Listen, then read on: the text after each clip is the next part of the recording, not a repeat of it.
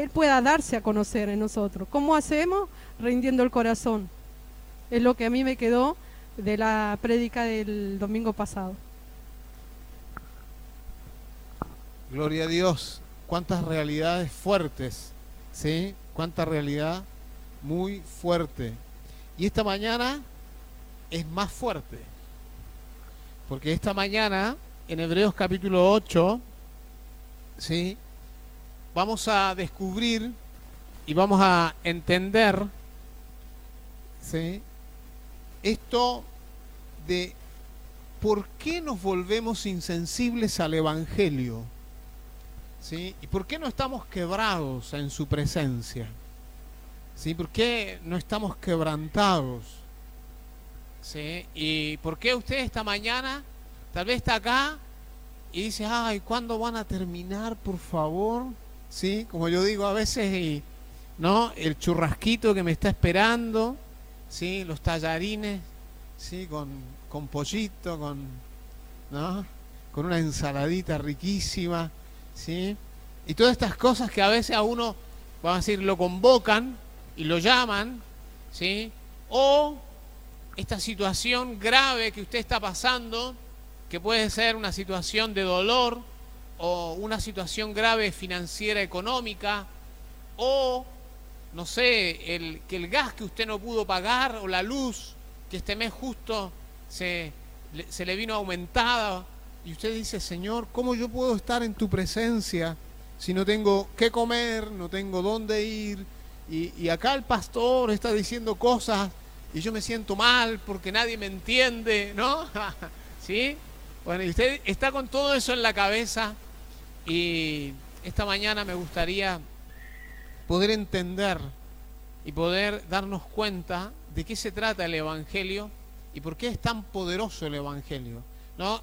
Hay un pasaje que dice, el Evangelio es poder de Dios, ¿sí? Para todo aquel que cree, para el judío primeramente y también para el griego. O sea, el Evangelio es poder de Dios para todo aquel que cree.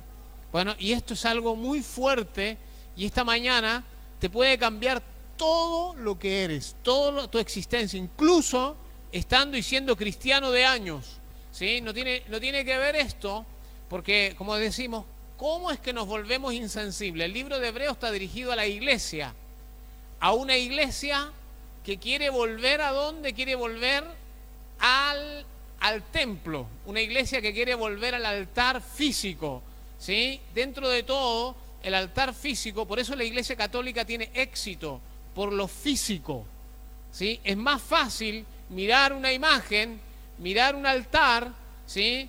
Incluso más, la Iglesia Evangélica también ahora, es más fácil mirar una plataforma, mirar un altar, mirar a alguien que está arriba, y de alguna manera es como que uno siente que como que el altar es esto, y no se da cuenta que el altar está allá donde uno está. Bueno, uno piensa y mira hacia adelante y mira hacia como un altar, uno dice, ahí está el altar, ¿no? Hay hermanos que también piensan que el púlpito es sagrado, que esto es sagrado, ¿no? Y no se da cuenta que lo sagrado está en usted, ¿sí? Lo realmente sagrado, ¿sí? Esto es consagrado, ¿no? O sea, es algo que se declara sagrado. Pero el sagrado en realidad está en medio de usted. ¿Quién es él? Cristo Jesús. Bueno, y esto cambia todo. Vamos a comenzar esta mañana, dice la palabra. Ahora bien, el punto principal de lo que venimos diciendo es que tenemos tal sumo sacerdote, el cual se sentó a la diestra del trono de la majestad en los cielos, ministro del santuario y de aquel verdadero tabernáculo que levantó el Señor y no el hombre. Porque todo sumo sacerdote está constituido para presentar ofrendas y sacrificios, por lo cual es necesario que también éste tenga algo que ofrecer. Así que si estuviese sobre la tierra, ni siquiera sería sacerdote, habiendo aún sacerdotes que presentan las ofrendas según la ley, los cuales sirven a lo que es figura y sombra de las cosas celestiales, como se le advirtió a Moisés cuando iba a erigir el tabernáculo, diciéndole: mira, haz todas las cosas conforme al modelo que se te ha mostrado. Pero ahora tanto mejor ministerio es el suyo, cuanto es mediador de un mejor pacto establecido sobre mejores promesas. En los capítulos anteriores, ¿sí?, quisiera, como los hermanos iban resumiendo esto, ¿qué es lo que venimos viendo? Básicamente que el evangelio no es versus la ley. El evangelio no es contra la ley. Bueno, y esto lo estoy diciendo a partir del libro de Hebreos. Cuando usted lo lee con detenimiento y lo estamos estudiando, nos estamos dando cuenta. El evangelio no es contra la ley, sino el evangelio es la realidad de Dios manifestada en su esplendor.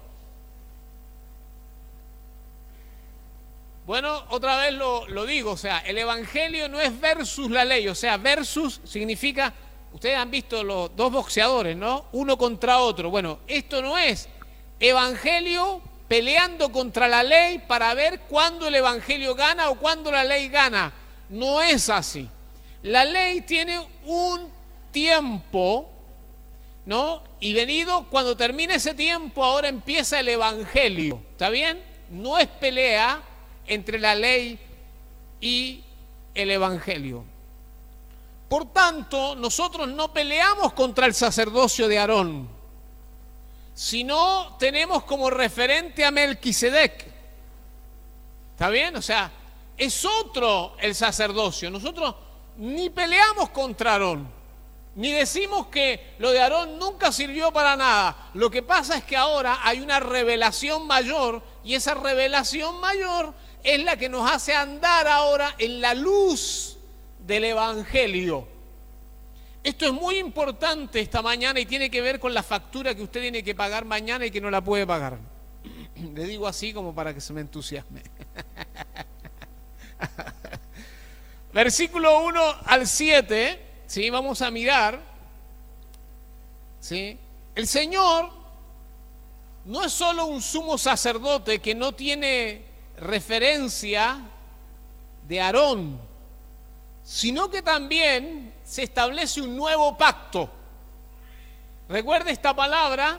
Yo sé que usted, incluso más, el Nuevo Testamento debería decir nuevo pacto, ¿sí? Nuevo pacto, ¿sí? Ahora, usted dirá: pastor, ¿y qué se va a tratar el antiguo pacto? Bueno, en uno de los pasajes acá, ¿sí?, el Señor nos va a referir después lo que era el antiguo pacto, o sea, en qué trataba el antiguo pacto, ¿sí? Por lo tanto, no lo voy a tocar hoy para dejarlo para ese día, cuando tratemos el antiguo pacto. Entonces, el antiguo pacto funciona en base a las representaciones. Y el nuevo pacto, y acá está la diferencia, funciona en base a la realidad. Lo vuelvo a decir, el antiguo pacto funciona en base a las representaciones. El tabernáculo, el sacerdote, ¿sí?, la entrada, ¿sí?, el sistema de adoración, el sistema de derramamiento de sangre, el perdón de pecados. Todo eso, si nosotros lo leemos y lo estudiamos, podemos decir: así es Cristo. Bueno, todos los animales que se ofrecían, así es Cristo. Son representaciones, ¿sí? Y después nos va a hablar que esas representaciones más adelante, después nos va a ver que no hacen en realidad más que ser representación, pero en la realidad no pueden trabajar. ¿Sí? Por eso era necesario que viniera Cristo. Entonces, el punto importante, ¿sí?, que viene diciendo acá, en el versículo 1, ahora, El punto principal de lo que venimos diciendo es que tenemos tal sumo sacerdote, el cual se sentó a la diestra del trono de la majestad en los cielos. Entonces, ¿qué es lo importante en este nuevo pacto? ¿Qué es lo importante? Que el sumo sacerdote, ¿dónde está sentado? A la diestra, ¿sí?, del trono de la majestad en los cielos. ¿Se acuerdan ustedes? Bueno, ahora el término trono, ustedes en el Antiguo Testamento, y los que se acuerdan un poco, y los que han leído con un poquito más de detenimiento, si ustedes miran el santuario, el tabernáculo, ¿dónde hay un trono en el tabernáculo? ¿Hay trono en el tabernáculo? No. Muy bien. ¿Hay trono en el tabernáculo? No. ¿Por qué no hay trono en el tabernáculo?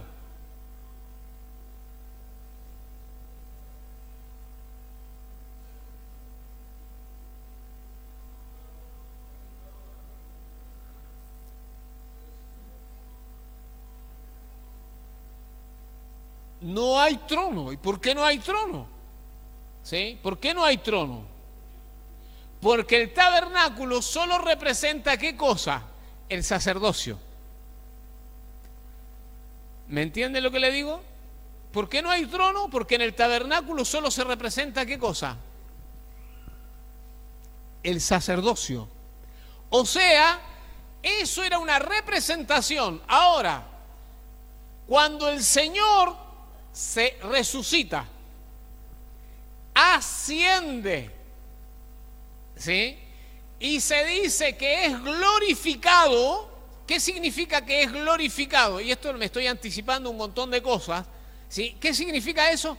Que se sentó ¿a dónde? A la derecha del trono. Esto es lo que vio Esteban. ¿Se acuerda cuando Esteban vio y dio testimonio que él veía a uno que estaba a la derecha?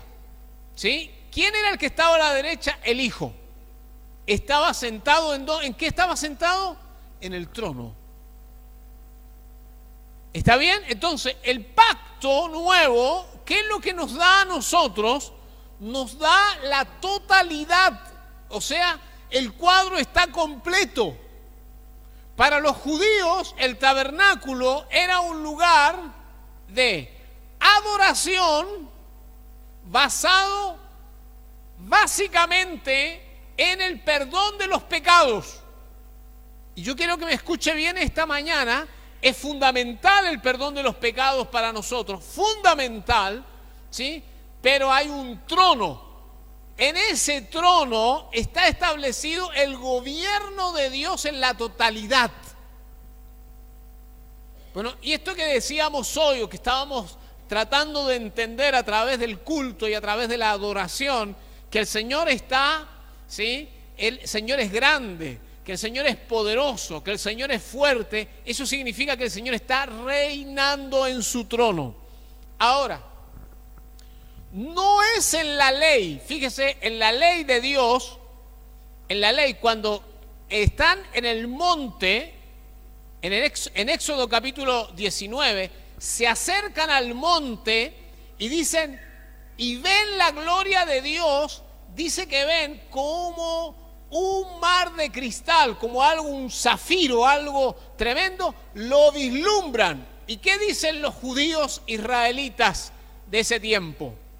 Dicen, no hable Dios con nosotros porque nos vamos a morir. Esa es. Ahora acá, en la revelación del nuevo pacto, es, hable Dios con nosotros que no nos vamos a morir. Yo sé que esto suena rarísimo. Hable Dios con nosotros, que no nos vamos a morir. Pero quiero mostrarle esta mañana cómo nuestra situación, cómo lo nuestro hace que esto sea inefectivo. Lo de Dios es tremendo, es grande, es fuerte y poderoso, pero de alguna manera nosotros lo hacemos inefectivo. Y justamente en lo que está usted pensando, en su límite, en su situación difícil. Ahí es donde está lo inefectivo, y esta mañana me gustaría mostrarlo incluso más. El libro de Hebreos lo habla, pero creo que no es tan claro o es muy teológico o muy doctrinal como para poder captar esto. Miren lo que dice ahora: ministro del santuario y de aquel verdadero tabernáculo que levantó el Señor y no el hombre. Y cuando dice no el hombre, ¿qué significa? ¿Quién levantó el tabernáculo? Moisés, ayudado por un montón de gente, por toda la tribu de Aarón. Bueno, ¿ellos qué hicieron? Trabajaron y levantaron un tabernáculo conforme se le había mostrado. Pero ¿quién lo levantó? El hombre. ¿Qué significa el hombre? El ser humano. Trabajó en eso el ser humano, lo hicieron y lo formaron. Pero ¿quién levantó el tabernáculo que está en los cielos? El Señor. El Señor. Incluso más, hay un pasaje que a mí me tiene muy intrigado y que aún no alcanzo a entenderlo en plenitud. Pero hay un pasaje en la Biblia que dice lo siguiente, dice: voy pues a preparar lugar para vosotros. No, yo no lo entiendo en la total. Usted dirá, pero ¿cómo que no lo entiende? Sí, entiendo lo que usted entiende, pero yo creo que ahí hay algo más. Voy pues a preparar lugar para vosotros. O sea, ¿me entiende? El Señor levantó el tabernáculo y en el templo de Salomón habían habitaciones para los sacerdotes. Por lo tanto, hay algo en ese tabernáculo, ¿sí? Hay algo en ese lugar que tiene que ver con la casa que yo tengo para allá. Amén, amén. Usted no tiene casa, pero ya tiene casa. Ah, gloria a Dios, ¿no? Gloria a Dios, todos nosotros tenemos un lugar. Ahora, este tabernáculo que levantó el Señor, ¿sí? Este es donde el Señor es ministro del santuario. Y hay algo claro, ¿sí? ¿Para qué está ahí el Señor? ¿Para qué está ahí arriba como sacerdote, como sumo sacerdote? Versículo 3. Porque todo sumo sacerdote está constituido para presentar, ¿qué cosa? Ofrendas y sacrificios, por lo cual es necesario que éste tenga algo que ofrecer. Ahora, en ese santuario, el Señor, ¿qué ofrece en el santuario? En ese santuario, ¿qué es lo que ofrece Él?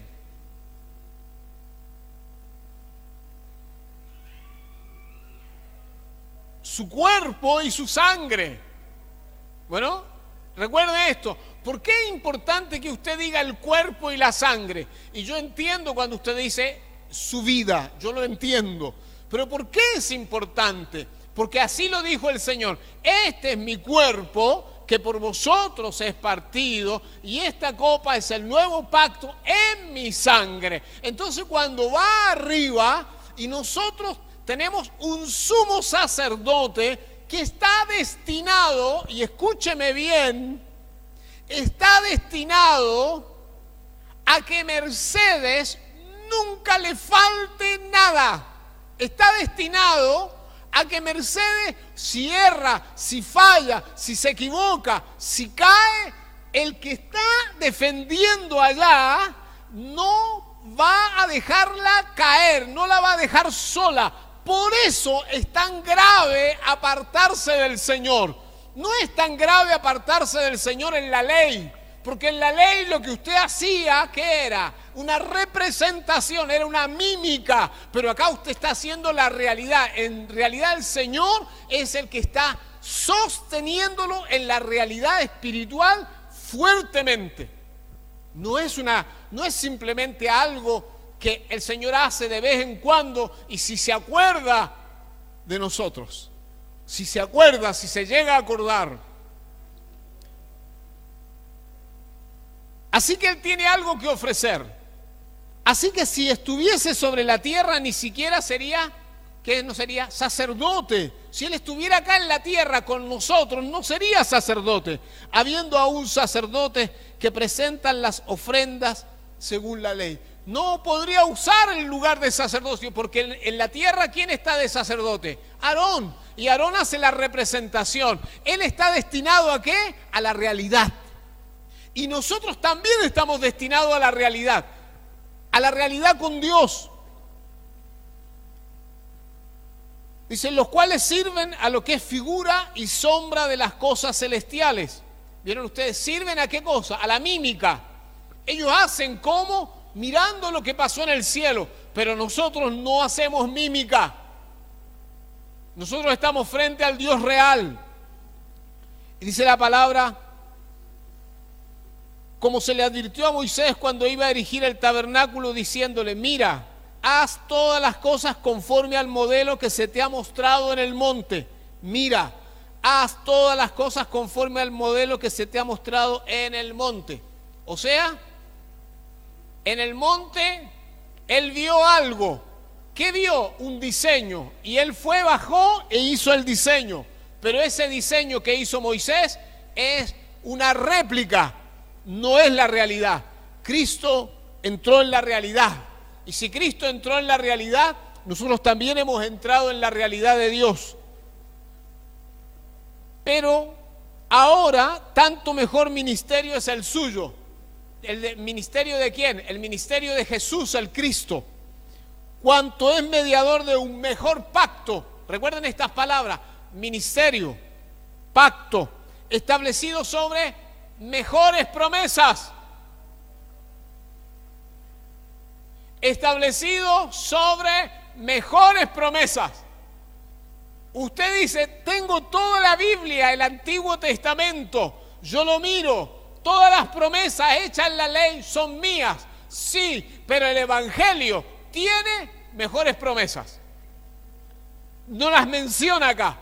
¿Sí? Nos vamos a evitar mencionarlas para poder, cuando nos toquemos acá en los capítulos siguientes, sobre las promesas. Pero es algo tremendo. O sea que, Señor, todo lo que le dijiste a Abraham, todo lo que le dijiste a Isaac, todo lo que le dijiste a Jacob, todo lo que le dijiste a Moisés, todo lo que prometiste a tu pueblo, son buenas promesas, pero hay mejores promesas. Y yo creo esta mañana, si usted me permite y usted no se me distrae, y yo sé que es muy posible distraerse, y yo sé que es muy posible, tal vez esta mañana, que usted diga, bueno, no puedo entender, no puedo, pero si usted se atreviera un poco y me esperara un cachito para entrar en realidad en esto, es que usted se va a dar cuenta de qué es lo que Dios tiene para usted. Mejor ministerio, mejor pacto, mejores promesas. Porque si aquel primero hubiera sido sin defecto, ciertamente no se hubiera procurado lugar para el segundo, o sea, el segundo pacto. ¿Cuál es el primer pacto de que habla acá? El de Moisés. ¿Sí? Ese es el primer pacto. Y no estamos hablando de que no hay otros pactos. ¿Sí? Estamos hablando de que el pacto de la ley es como que el que encierra todos los pactos. Y dice la palabra, y acá nos vamos a ir metiendo, ¿sí?, en esto del nuevo pacto. Esto del nuevo pacto. Fíjense ustedes, lo vamos a leer en el versículo 8 en adelante. ¿Cómo es el nuevo pacto? Porque esto es algo re importante. Porque el Señor ministra en el pacto de la ley o en el nuevo pacto. En el nuevo. Yo quiero conocer el nuevo. Pero conocer el nuevo va a requerir que yo me quite, porque no puedo percibirlo de otra manera, que yo me quite la carga que traigo esta mañana. Bueno, que yo me quite esta carga. Ahora vamos a ver cómo es. Dice la palabra, porque reprendiéndolos dice, he aquí vienen días, dice el Señor, en que estableceré con la casa de Israel y la casa de Judá un nuevo pacto, como el pacto que hice con sus padres, no como el pacto que hice con sus padres el día que los tomé de la mano para sacarlos de la tierra de Egipto, porque ellos no permanecieron en mi pacto, y yo me desentendí de ellos, dice el Señor.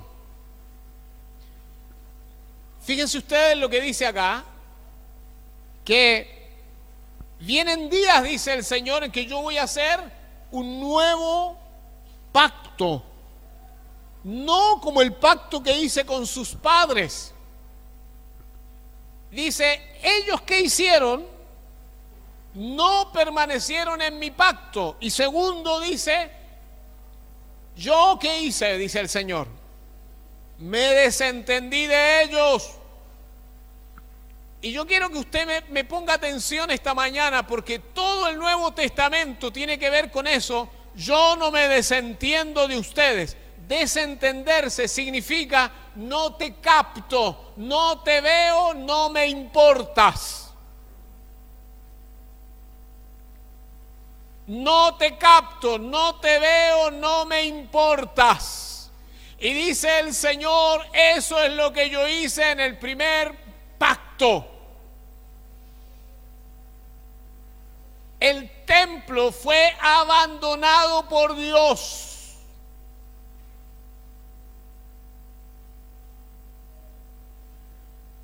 Eso es el primer pacto.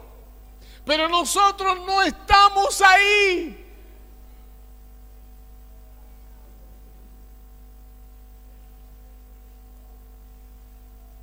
Por lo cual dice, este es el pacto que haré con la casa de Israel. Después de aquellos días, dice el Señor, fíjense ustedes, pondré mis leyes en la mente de ellos. Ellos, para aprender la ley, ¿qué tenían que hacer? Leerla, recitarla. ¿Se acuerdan ustedes? Y estas palabras que yo te mando estarán acá, la pondrás, la repetirás para que te entre en la mente. Pero él dice, no vamos a hacer más eso. Yo pondré mis leyes en la mente de ellos. Y sobre su corazón las escribiré. Sobre su corazón las escribiré. En las emociones, en los sentimientos. Yo te voy a escribir. Y seré a ellos por Dios. Y ellos me serán a mí por pueblo. Yo seré a ellos por Dios y ellos serán a mí por pueblo. Fíjense ustedes, o sea, yo me declaro ahora, que alguna vez también el Señor se declaró Dios de Israel. Ahora dice, yo me declaro Dios de ustedes. Y ustedes van a ser mi pueblo. Ustedes y yo vamos a hacer una sola cosa. Y esto es lo que Cristo decía, bueno, en el Evangelio de Juan, ¿sí? Yo en ellos y tú en mí, para que todos sean uno. Y algo más dice, y ninguno enseñará a su prójimo, ni ninguno a su hermano, diciendo, conoce al Señor. ¿Por qué tenemos que trabajar en esto de conoce al Señor? Hermano, usted está desviado. ¿Por qué? Porque ¿qué le ha pasado a los hermanos? Y ahora vamos a ver, hay un proceso que nos viene mostrando Hebreos de cómo se abandona el Evangelio y se pierde en el trono. El trono desaparece, es como que no lo vemos más. ¿Por qué nos pasa eso? Porque hay cosas que hacemos que están erróneas. Miren, porque todos me conocerán, desde el menor, desde los bebés de 4 meses, 2 meses, 1 mes, todos me conocerán, desde el menor hasta el mayor de ellos. ¿Sí? Y ahora, ¿cómo se va a hacer esto? Dice, porque seré propicio a sus injusticias y nunca más me acordaré de sus pecados y de sus iniquidades. Nunca más me acordaré de sus pecados, de su iniquidad y seré propicio. En realidad la palabra propicio tiene que ver con ser misericordioso. seré misericordioso. ¿A dónde va a ser misericordioso? Con las injusticias. Ahora, ¿por qué hemos perdido? ¿Por qué no podemos resolver los temas matrimoniales, los problemas de la casa, los problemas de dinero, los problemas de recursos, los problemas? ¿Por qué no podemos? ¿Por qué no podemos? Porque no nos damos cuenta de cómo es Dios. No nos damos cuenta. Déjeme aclarar cómo funciona esto en el libro de los Hechos, en el capítulo número 15.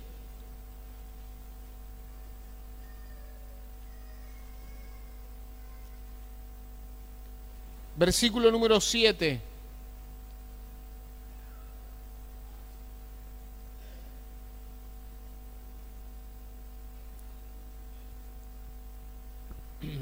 Siempre vamos a luchar, vamos a pelear contra no la ley de Dios, sino contra el legalismo, que no es lo mismo. Se reúne la iglesia, el concilio, la primera iglesia primitiva, que ya tenía una existencia aproximada, en este pasaje aproximado de 20 años, aproximadamente, desde que murió Jesús, más o menos, ¿sí? Ya habían predicado, ya habían tenido iglesias mayores, iglesias donde la gente se había convertido al Señor. Pero miren lo que ya pasaba en este momento. Es lo que le está pasando a usted y es lo que nos está pasando. Y después de mucha discusión, Pedro se levantó y les dijo: varones hermanos, vosotros sabéis como ya hace algún tiempo que Dios escogió que los gentiles oyesen por mi boca la palabra del evangelio y creyesen. ¿Cuáles son las dos palabras claves para nosotros y por qué nosotros nos vamos del evangelio y por qué usted esta mañana está aquí tan frustrado y amargado y resentido y enojado? Los gentiles oyesen por mi boca, dice, la palabra del evangelio y creyesen. El apóstol Pablo lo resumía y decía, ¿sí?, que con la boca se confiesa y con el corazón se cree. Si yo oigo el evangelio, si oyeres hoy mi voz, no endurezcas tu corazón. Esta es la clave de todo lo que te está pasando.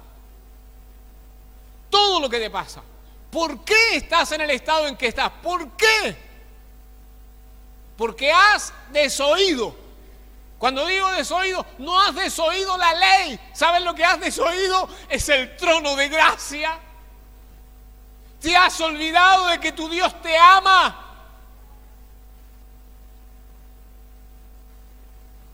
Versículo 8. Y Dios, que conoce los corazones, les dio testimonio dándoles el Espíritu Santo, lo mismo que a nosotros. El Espíritu Santo es lo más preciado que hay. ¿Por qué? Es el tesoro anticipado. Y el apóstol Pablo después nos va a explicar todo eso. Y ninguna diferencia hizo entre nosotros y ellos, purificando por la fe sus corazones. Corazones impuros. ¿Por qué no tienes el corazón puro? Porque abandonaste, ¿qué cosa? La fe. La fe, porque tienes el corazón lleno de resentimiento, de enojo, de ira. ¿Por qué? Porque abandonaste la fe. Fíjense ustedes, primero dejaste de oír, dejaste de escuchar. Esta misma mañana estás dejando de oír. Trata de cerrar tus oídos. ¿Para qué? Para decir, pastor, pero usted no tiene razón, porque usted no sabe lo que me pasa a mí, porque usted no sabe lo que me está ocurriendo. Quieres cerrar los oídos porque no quieres. ¿Qué es lo que no quieres? Quieres vivir tu miseria y tu dolor en tu entendimiento y no quieres salir a lo que Dios te está llamando. Ahora pues, ¿por qué tentáis a Dios poniendo sobre la cerviz de los discípulos un yugo? Fíjense lo que es la ley ejecutada, un yugo que ni nuestros padres ni nosotros hemos podido llevar. ¿Vieron ustedes? No se puede. Esa actitud que tienes de enojo, ¿sabes por qué estás enojado? Porque se te está ejecutando la ley a tu vida. Las consecuencias de la ley están sobre tu vida. Y ahora voy a explicarle un poquito en qué consiste esta palabra, la misericordia, la gracia, el trono de gracia, la salvación. Versículo 11. Antes, creemos que por la gracia del Señor Jesús seremos salvos, de igual modo que ellos. La gracia del Señor Jesús, seremos salvos de igual modo que ellos. Juan nos decía lo siguiente: y vimos su gloria, gloria como del unigénito del Padre, lleno de ¿qué? De gracia y de verdad. De gracia, está lleno de gracia, desbordaba de gracia. Ahora vamos a tratar de entenderlo porque esta palabra es muy fuerte. El nuevo pacto es gracia, pero uno se escapa del nuevo pacto. Uno no quiere el nuevo pacto. ¿Por qué no queremos el nuevo pacto? ¿Cómo es que nos volvemos insensibles al Evangelio? ¿Sí? ¿Cómo es que nos volvemos tan duros al Evangelio, al amor, a la misericordia, a la compasión? Por lo mismo que quedó afuera Israel. ¿Cómo quedó fuera Israel? Por dureza. ¿Cómo quedó fuera Israel? Por incredulidad. ¿Cómo quedó fuera Israel? Por desobediencia. ¿Cómo quedó fuera Israel? Por tardos para oír. La misma razón que los deja afuera a ellos, nos está dejando afuera a nosotros. Dureza, incredulidad, desobediencia, lentitud para oír.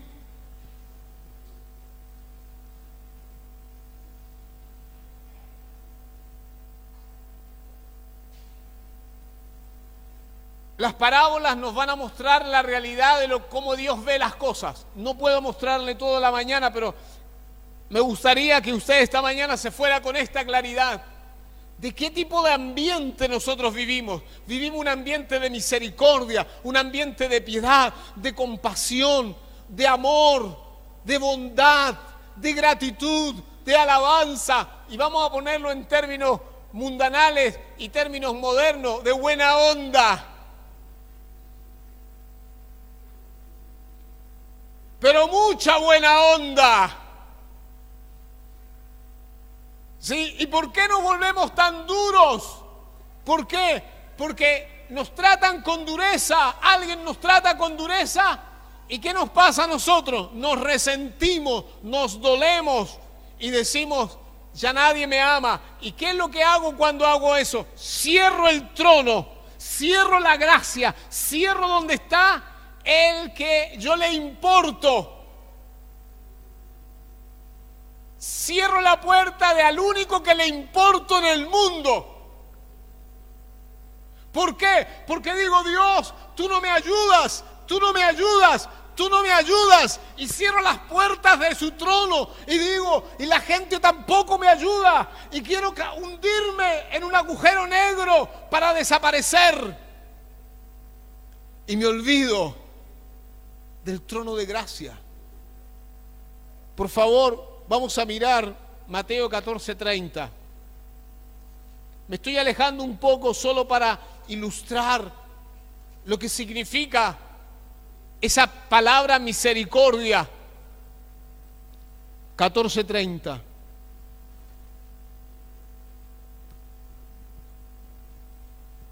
La barca dice que estaba en medio del mar, azotada por las olas porque el viento era contrario. Y a la cuarta vigilia de la noche Jesús vino a ellos andando sobre el mar a la madrugada. Y los discípulos, viéndole andar sobre el mar, se turbaron, diciendo un fantasma, y dieron voces de miedo. Pero enseguida Jesús les habló diciendo, tened ánimo, yo soy, no temáis. Entonces le respondió Pedro y dijo, Señor, si eres tú, manda que yo vaya a ti sobre las aguas. Bueno, y él le dijo, ven. Pedro era el hombre bocón y el hombre de iniciativa y el hombre que quería probarlo todo. Así que cuando decíamos, ¿y quién va a hacer eso? Yo. ¿Y quién va a hacerlo? Yo. Y yo también. No, así era Pedro, ¿no? Era un hombre que siempre estaba como colocándose al medio. Pedro tenía un problema de protagonismo, ¿sí? Él quería el protagonismo. Así que el Señor le dijo, Señor, si eres tú, manda que yo vaya a ti sobre las aguas. Y él le dijo, ven. Ahora el Señor no tenía nada contra Pedro. El Señor no, ¿vieron ustedes? Pedro, vos siempre, el mismo, viejo, dejalo a otro venir a caminar sobre las aguas. Usted lo hubiera hecho y yo lo hubiera hecho. Y este hermano ya me tiene podrido con el tema de que primero él, segundo él, tercero él, cuarto él, quinto, todo él, ¿hasta cuándo? Pero el Señor no tenía esto en mente, estaba lleno de gracia y sigue estando lleno de gracia. Y estas son las cosas que yo creo que esta mañana usted tiene que empezar a romperlas en su corazón, porque son las cosas que te alejan del trono de Dios. Fíjense, le dijo, ven. Y descendiendo Pedro de la barca, andaba sobre las aguas para ir a Jesús. Andaba sobre las aguas para ir a Jesús. No se estaba hundiendo, estaba caminando, estaba andando. Pero al ver el fuerte viento tuvo miedo. Fíjense ustedes, ahora yo quiero que usted me entienda esto, porque hay gente que dice, si hay un ambiente de milagro, si hay un ambiente de sanidad, si hay un ambiente de prosperidad, si hay un ambiente donde todos creemos lo mismo, nadie se va a caer. Mentira, te vas a caer. Acá está Pedro, en un ambiente de milagro, en un ambiente donde está caminando, donde el maestro está frente a él, donde él camina sobre las aguas, pero él se va a caer. ¿Por qué se va a caer él? ¿Por qué se va a caer él? Porque ¿qué está mirando? Mira la tormenta y naturalmente se va a caer. ¿Me entiende? ¿Usted qué hubiera hecho con Pedro? Ya lo tiene podrido el primero, siempre él. Ahora está caminando sobre y se me hunde el Pedro. Ya ahora lo dejamos hundir del todo. Este tipo no sirve para nada. ¿O no? ¿O no usted no lo hace con sus hijos? ¿O usted no lo hace con el que trabaja con usted? ¿O usted no lo hace con el vecino? ¿O usted no lo hace? Dígame que no lo hace. ¿Lo hace o no? Pero él estaba lleno de gracia. ¿Entiende lo que es? O sea, está lleno de bondad, de compasión, de misericordia, de piedad. Bueno, y puede soportar a Pedro, ¿cuántas veces? 7 elevado a la 70. Lo puede soportar y lo va a volver a soportar y lo va a volver a soportar. De tal manera lo soporta que lo pone a cargo de la iglesia. ¿Está lleno de gracia el Señor? Sí, está lleno de gracia Pedro, no. Pero el Señor es el que está lleno de gracia. Y esta mañana es como que tenemos que despertarnos. Tú viniste acá fracasado porque quieres. Tú viniste acá dolido porque te gusta. Pero si tú tomas esta mañana y tú le dices, Señor, hazme caminar sobre las aguas, pero seguro que me voy a caer, así que ayúdame ya de antes, te lo pido. ¿Me sigue lo que estoy diciendo? Ninguno de nosotros está lejos de Él. Ninguno de nosotros, el trono no existe para todos nosotros. Y comenzando a hundirse, dio voces diciendo, Señor, sálvame. Y al momento Jesús, extendiendo la mano, asió de él y le dijo, hombre de poca fe, ¿por qué dudaste? ¿No? Y si no dudabas, Pedro, ¿sabes qué? Te pones a caminar sobre todo el mar, ¿quién te va a parar? Imagínese las horas que andaría Pedro en el mar. Porque ya había aprendido, pero bueno, se cayó. ¿Y qué pasa ahora el Señor? lo salva, no lo deja hundirse. Y esto es lo que no podemos entender. Hay un pasaje que dice, pasarás sobre las aguas, ¿no? Y estas no te van a negar, ¿no? ¿Sí o no? Y pasarás por el fuego y no te vas a quemar. Eso es lo que sabemos nosotros, pero yo estoy seguro que esta mañana usted está diciendo, Señor, pasé por el agua y me ahogué. Y pasé por el fuego, Señor, y me quemé y estoy recontra quemado. Veo una vaca y lloro, Señor, y hay situaciones que ya no las soporto más. ¿Por qué estás así? ¿Por qué no entiendes? ¿Qué es lo que no entiendes? La misericordia. Hermano, ahí está ese hombre que trajo, y discúlpeme, no sé cuánto voy a predicar esta mañana porque ya perdí el sentido de cuánto he predicado. Pero quiero decirle, esta mañana, usted vio a ese hombre que trajo al hijo a los discípulos. Mientras él estaba arriba en el monte de la transfiguración, ese hombre lo trae a su hijo y los discípulos no lo pueden sanar, no lo pueden ayudar, no pueden echar fuera a los demonios. Están todos peleando, hay una pelea, una discusión en medio de todo esto. Y baja el Señor y en medio de toda la discusión, el Señor empieza a hablar con el hombre y le pide que le cuente de cuándo le pasa esto. Y el hombre le cuenta de cuándo le pasa. Y el hombre está hablando con él.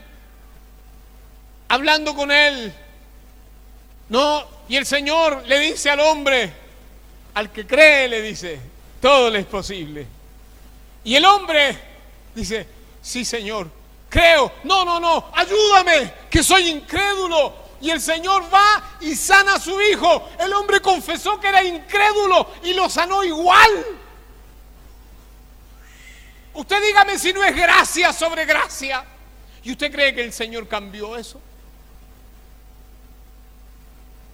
Yo sé cuál es nuestra historia. Nuestra historia es ira, enojo, decepción, desengaño. Nuestra historia es fracaso, nuestra historia es dolor, nuestra historia es de abandono. Nos han abandonado, nos han dejado solos, nos han engañado. Esa es nuestra historia. Pero esta mañana hay un trono abierto. Hay un trono abierto para que tú recibas lo que nunca has recibido. Las parábolas que reflejan el ambiente de misericordia. Por ejemplo, vamos a ver Lucas, capítulo 12. Solo quiero ilustrarle cómo es el Señor. 12:32. No temáis, manada pequeña, porque a vuestro Padre le ha placido daros el reino. No temáis, manada pequeña, porque a vuestro Padre le ha placido daros el reino.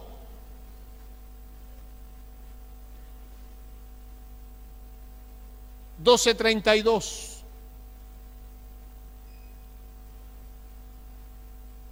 13:29.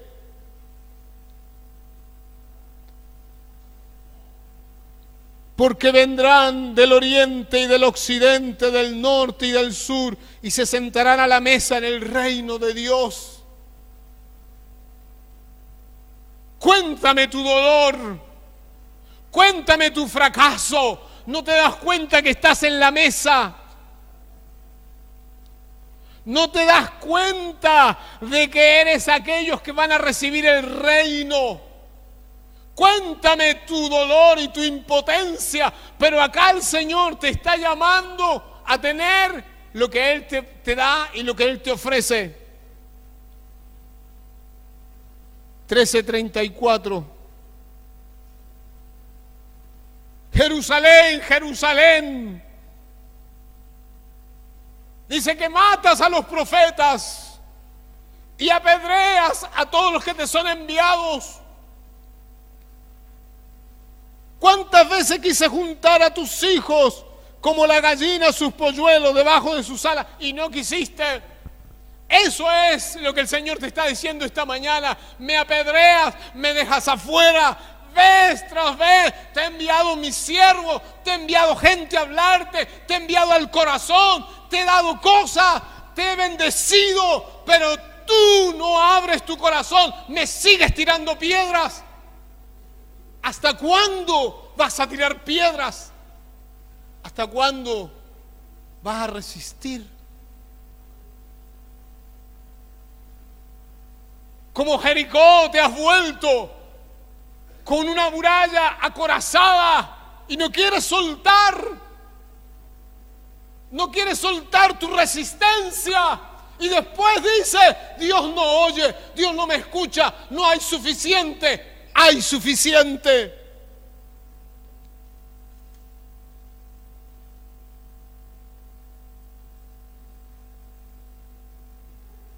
Capítulo 15 de Lucas, otra parábola.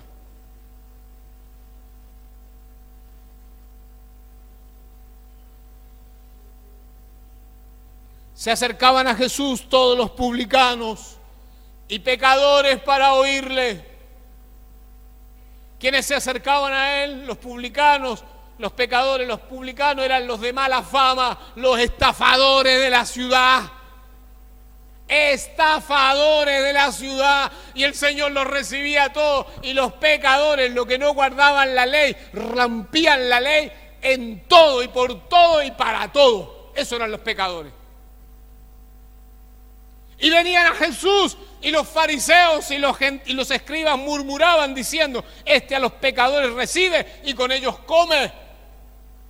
Entonces él le refirió esta parábola diciendo, ¿qué hombre de vosotros teniendo 100 ovejas, si pierde una de ellas, no deja las 99 en el desierto y va tras la que se perdió hasta encontrarla? Y cuando la encuentra la pone sobre sus hombros gozoso. Y al llegar a casa reúne amigos y vecinos diciéndole, gozaos conmigo porque he encontrado mi oveja que se había perdido. Tú vienes a mí y me dices, pastor, yo he pecado mucho, a mí tengo tantos errores. Eso no es un problema. El problema es tu dureza de corazón. Pastor, soy un estafador. Eso no es un problema.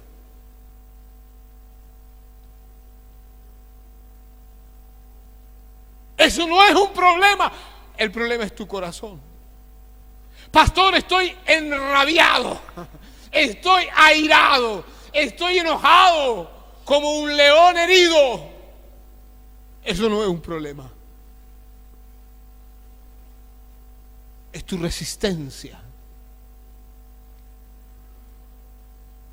Y yo me imagino a usted, y yo me imagino a los fariseos ahí, viendo al hombre con la oveja perdida, que era una oveja endiablada. Una oveja endiablada. Y los fariseos no tienen oveja endiablada. Nunca conocieron oveja endiablada porque no se juntan con los endiablados. ¿Me entiende? Y el Señor dice, y me gozo y me alegro. No, a este lo vamos a matar. Lo vamos a matar. Pero ese es el ambiente de misericordia. Ese es el ambiente de misericordia. Os digo que así habrá más gozo en el cielo por un pecador que se arrepiente que por 99 justos que no necesitan de arrepentimiento. El cielo explota de alegría cuando alguien se arrepiente. Y arrepentirse significa cambiar los pensamientos y la mentalidad y dejar atrás lo que te ha ocurrido.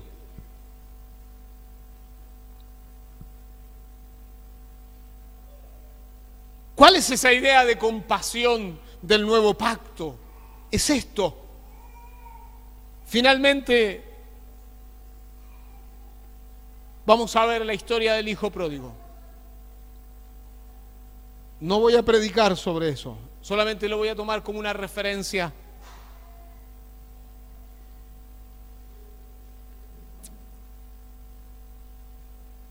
Un padre tenía 2 hijos. El menor de ellos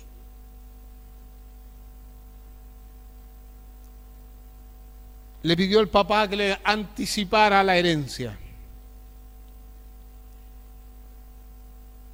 Esto no se hace. Y en medio de ese tiempo no se hacía, no se anticipaba la herencia. Ustedes saben que la herencia se reparte cuando muere. Pero en esta parábola tenemos que empezar que el Padre es misericordioso y bondadoso de entrada. Le reparte la herencia. Esto no se hace. El hijo menor tomó la herencia y dice la palabra que lo desperdició, lo malgastó y vivió perdidamente en la droga, el alcoholismo, lo barato, todo tipo de pecados. Hasta que lo gastó todo. Y se dio cuenta que ya no tenía nada y que estaba perdido. Y tomó la decisión de ir a su casa. Recuerde que en la casa hay un hermano mayor.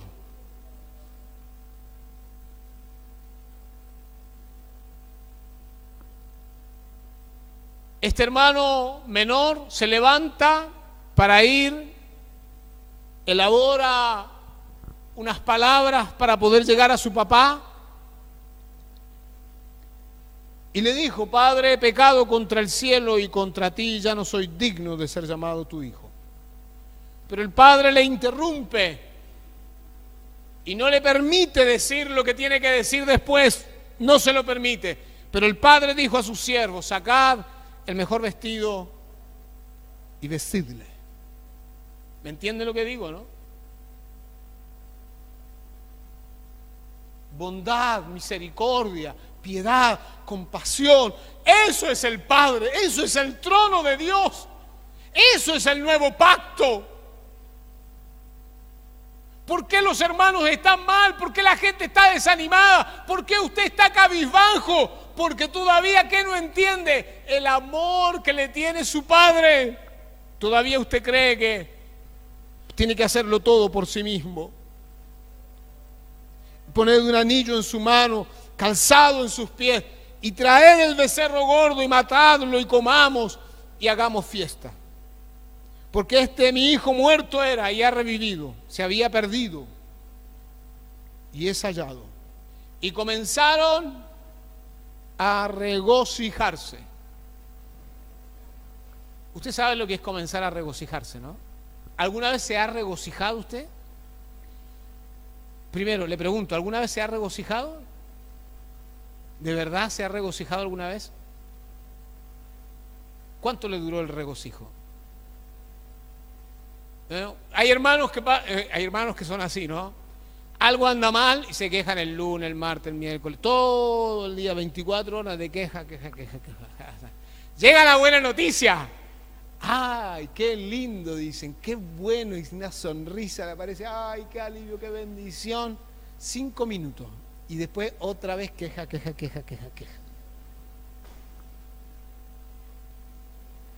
Y lo que pasa es que ya me respondieron, así que ahora tengo que venir con otra queja.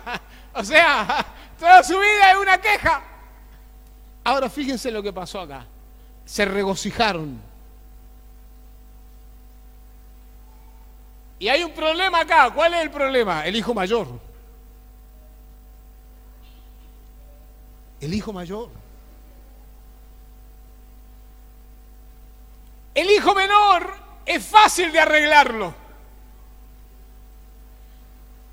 Pero al mayor, ¿cómo lo arreglamos? ¿Con qué lo arreglamos? No lo arreglamos con nada, ni con el becerro gordo, ni con regocijo, porque ya está enojado desde que se fue el hermano menor. ¿Con qué está enojado? Con el padre. Porque el padre le dio los bienes a él, ¿no? Está enojado. Así está tu vida. Estás enojado. envidioso, celoso. ¿No te quieres corregir? Nada te corrige en la vida, ni lo bueno ni lo malo, ni los azotes, ni la bondad, ni la misericordia, ni la ley, ni el evangelio. Si te aplican la ley y te apedrean, dices, ay, es un alivio, porque al final de cuentas termino con la vida. Nada te sirve. El hijo mayor estaba en el campo y cuando vino llegó cerca de la casa y oyó la música y las danzas. Y llamando a uno de los criados le preguntó, ¿qué era aquello? Y él le dijo, tu hermano ha venido y tu padre ha hecho matar el becerro gordo por haberlo recibido bueno y sano. Entonces hizo lo que usted hace. Dígame, hermano, usted si ve que alguien se compra un micro 0 kilómetros. Dígame usted que se alegra. O usted piensa en todas las deudas que tiene, en todos los problemas que tiene, y dice, este desgraciado. Dios le da diente al que no, ¿ah? Comida, pan al que no tiene diente. Este tipo no tiene por qué tener lo que tiene, lo debería tener yo, pero así es este Dios, ¿qué le vamos a hacer? Hay que convivir con Él y encima hay que venir el domingo a alabarlo. Mirá que vamos a cantar con el corazón. ¿Me entiende lo que le pasa, no? Si usted no entiende que Dios es amor y que te ama y que es misericordioso, compasivo, se enojó y no quería entrar. Yo no quiero fiesta, yo quiero amargura. Y la amargura está afuera.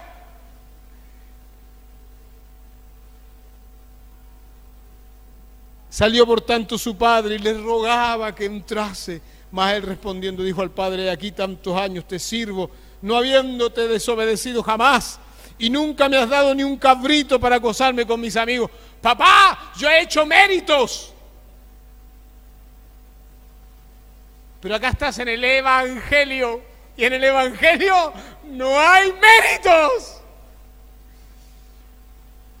Te va a seguir doliendo como un cuchillo caliente que te meten en las tripas. Porque este es el evangelio y no hay méritos.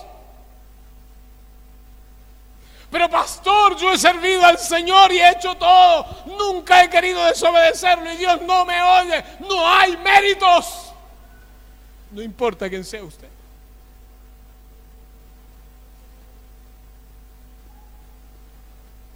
¿Estás viviendo en el dolor? Porque no entiendes.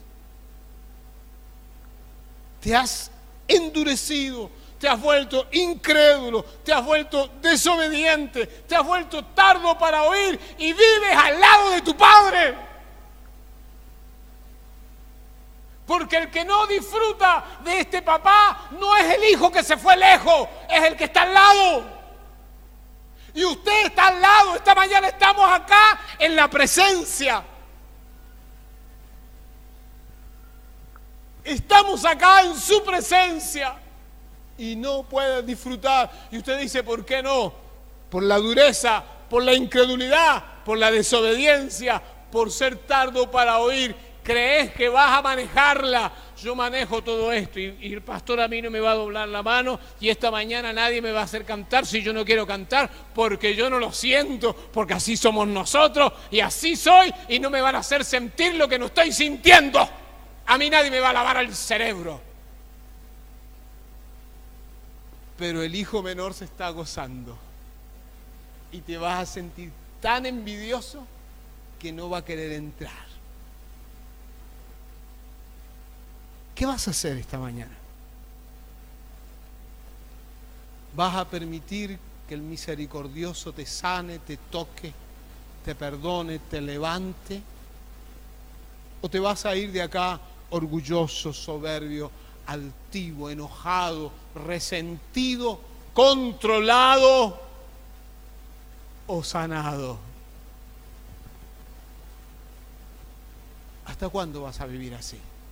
Hermanos de internet, ustedes, sí, ustedes, ¿qué están haciendo con su vida?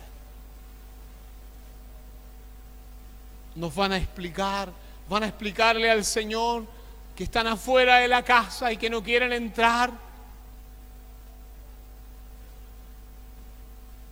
Comamos esta mañana, bebamos del nuevo pacto y entremos a su presencia.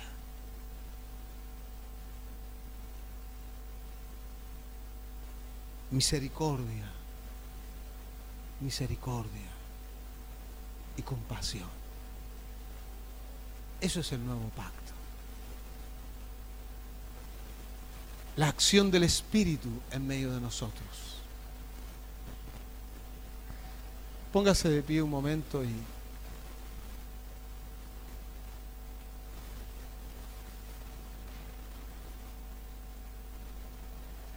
si usted entendió, su corazón quiere, o si usted no quiere, ¿qué vamos a hacer esta mañana? ¿Qué vas a hacer?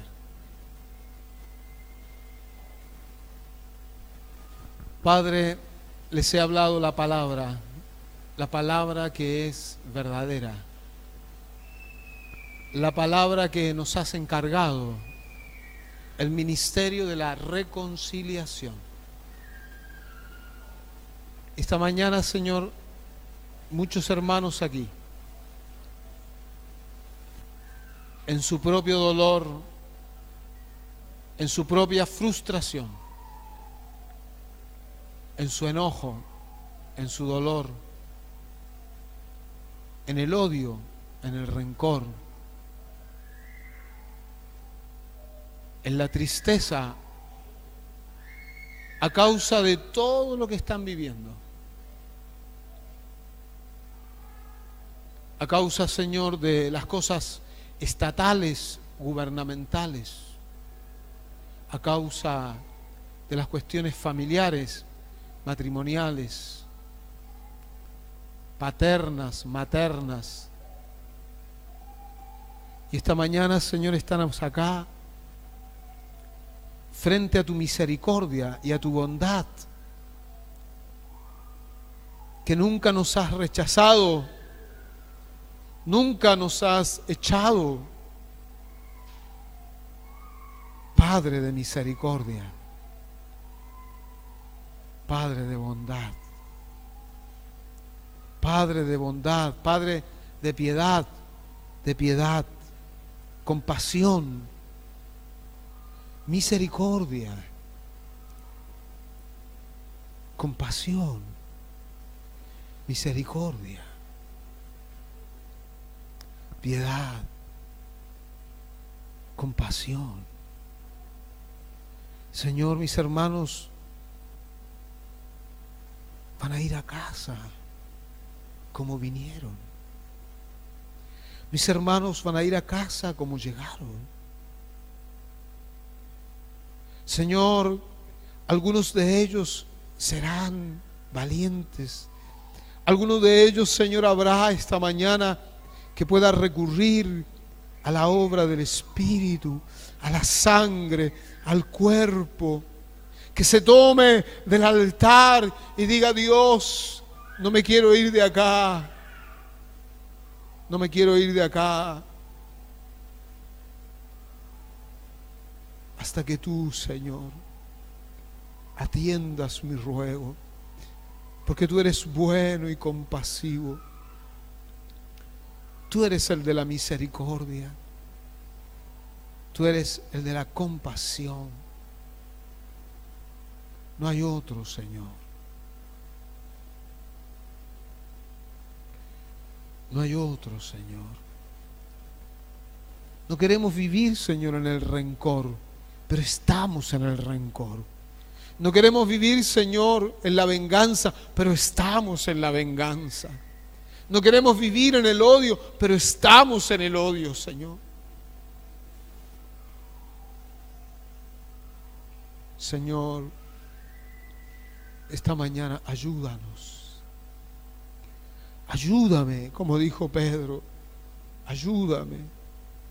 Me hundo, Señor. Sálvame.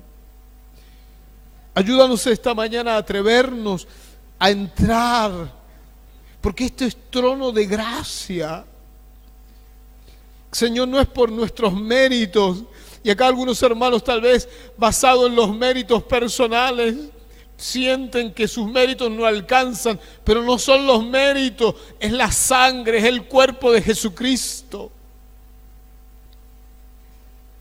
Señor, ayúdanos.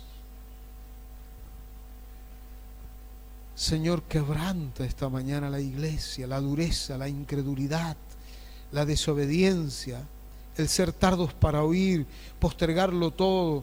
Señor, toda la relación contigo está postergada al máximo. Te hemos postergado años en la relación. Estamos como este hombre, el hijo mayor, que estando cerca no quieren ni probar un pedacito, porque estamos cargados, estamos llenos de celos, de envidia, de dolor, de aflicción.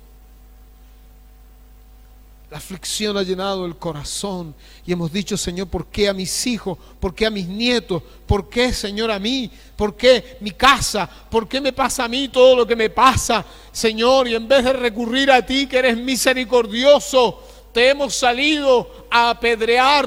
En vez, Señor, de salir a esperarte, hemos salido a matarte, porque no tenemos, Señor, esperanza en ti.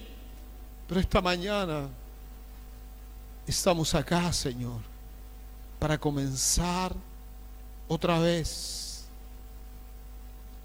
y dejarnos cubrir otra vez, dejar empezar otra vez, volver a empezar otra vez, volver a comenzar otra vez, volver a tener esperanza otra vez, volver a tener claridad otra vez. Volver otra vez. Señor, acá está la iglesia. Este es tu pueblo, Señor. Esta es tu gente, Señor. Padre mío, Padre mío, Padre mío, Señor. Ayúdanos esta mañana, ayúdanos. Ayúdanos esta mañana, ayúdanos. Ayúdale a la iglesia, Padre, ayúdale a la iglesia. Señor, que podamos abandonar todo esto, Señor, que es el dolor, la aflicción, la angustia, tras la angustia, tras la angustia, tras la angustia. Señor, que esta mañana nos atrevamos